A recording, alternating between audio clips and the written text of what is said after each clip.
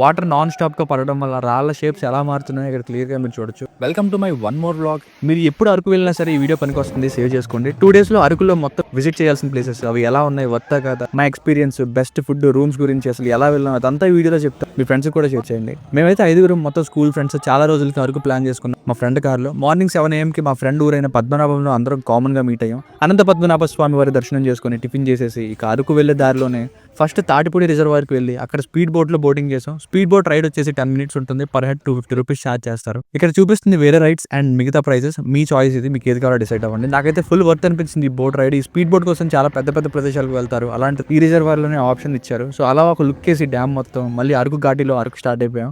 మీరు వెళ్ళే దారిలో చాలా చోట్ల ఇలా చిన్న చిన్న జలపాతాలు కనిపిస్తూ ఉంటాయి. మంచి లొకేషన్స్ ఉంటాయి, హాయి చూసుకోవచ్చు. ఇక ఆఫ్టర్నూన్ లంచ్ కి బొర్రా కేవ్స్ వెళ్ళే దారిలో అక్కడికి వెళ్ళక ముందు ఒక 2 kilometers డిస్టెన్స్ లో హోటల్ అన్నపూర్ణ ఉంటుంది. ఆ వెళ్ళే రూట్ లో బెస్ట్ ఇక్కడ మీల్స్ తిన్నాం. మీల్స్ అదిరిపోయే. ప్రైస్ వచ్చేసి 120 రూపీస్ పర్ హెడ్. ఇక డైరెక్ట్ గా బొర్రా కేవ్స్ కి వెళ్ళాం. Per head 80 rupees entry ticket. Parking place కూడా ఉంటుంది. వాష్రూమ్స్ అంత బాగాలేదు.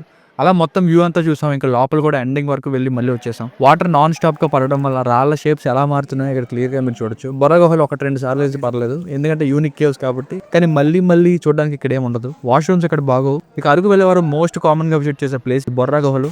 ఇక నెక్స్ట్ కటిక వాటర్ ఫాల్స్ వైపు వెళ్ళాం. దీనికి 2 దారులు ఉంటాయి. బొర్రా కేవ్స్ దగ్గరలో ఉండే రూట్ అయితే మన వెహికల్స్ ని అలో చేయరు. జీపుల మీద 200 పర్ హెడ్ ఛార్జ్ చేసి తీసుకెళ్తారు. కార్ మీద వెళ్ళాం కాబట్టి మరొక 30 kilometers జీప్ రూట్ కి ఆపోజిట్ గా వెళ్ళాం. రూట్ బ్యూటిఫుల్ గా ఉన్నా కానీ చీకటి పడే వరకు వెయిట్ చేయొద్దు. మధ్యలో రోడ్ అసలు బాగోదు. ఇక కటిక వాటర్ ఫాల్స్ చాలా బాగుంది. Easy to trek, short distance కూడా. స్నానం కూడా చేయొచ్చు, కానీ జస్ట్ అక్కడ ఎంటర్ అయ్యే చోట చాలా రిస్క్, జాగ్రత్తగా వెళ్ళాలి.